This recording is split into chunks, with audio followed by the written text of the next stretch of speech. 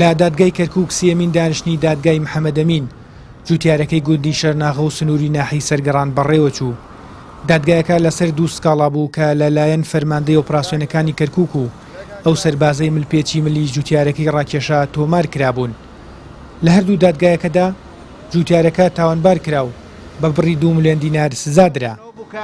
وەکو داوایەکی کەیدی تۆمەتە هەردوو تۆمەتی بێبنەمان و هیچ ڕاستێکی تێدا نییە و من لە ڕاستیدا نا سوکایەتیم پێکردوون و نا بەردیشم تێگرتوون، بەڵام ئەوە زیاتر وەکو وەڵامێک بوو یاخود مەبەستیانەوە بوو کە وەکو داوایەکی کەیدی بوو بۆی کە منیش تەناسول بکەم لە بەرامبەر ئەو سکاڵایی کە پێشتر من تۆمارم کردبوو کە هەرچەندە چەندین جار هەوڵیشاندا ئەو داوای متەقابلە هەردووکمان واز بێنین، من وازم نەینا، من ئامادە نەبووم تەناسول بکەم، بەڵام بەداخەوە سەرڕای ئەوەی کە ئیمڕۆکە لە ماوەکانی ڕابردوو چەندین بەڵگەی حاشا هەڵنەگرمان پێشکەش کردن و چەندین شایەت بوون کە شایەتیاندا کە ئەو تۆمەتانە هیچی وانین، بەداخەوە ئیمڕۆکە دادگا لە هەردوو کەیسدا منی تۆمەتبار کرد و لە هەر کەیسێکدا بە ملیۆنێک دینار غەرامە بەپێی ئەو بڕیارە منی تۆمەتبار کردیە.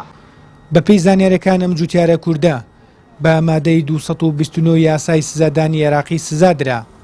پارێزەری کەیسەکەش گومانی لە پرۆسەی دادگایەکە هەیە و دەڵێت تانا لە بڕیاری دادگا دەدەین. بەڵام لە کۆتاییدا بڕیارێکیاندا بە سادانی کاک محەممەد بڕی ملیۆنێک ئەگەر نەیداتن 4 مانگ حەبس بکرێتن و حەقی تاویزیشاندا پێ، بەڵام ئێمە ئەو بڕیارەمان پێ دروست نییە چونکی 2 سکاڵایە لە هەمان کاتە سکاڵەکان کەیدین. ئێمە لە دادگای تەمیزی تانەی لێدەین، تەمیزیەکەینەوە ئینشاڵڵا لە ساڵحی خۆمان جوابەکەیشی دێتەوە.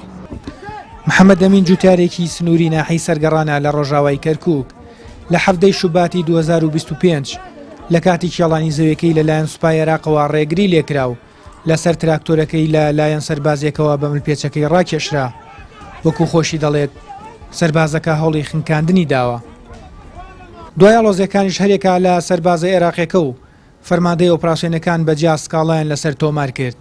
دوای 29 دانیشتن چاوەڕوانیەکان بە ڕاستەی سزادانی ئەفسەرەکەی سوپای عێراق بوون، بەڵام دادگا جوتیارەکەی سزادا و لە هەردوو کەیسەکەدا سزای دارایی بەسەردا سەپاند.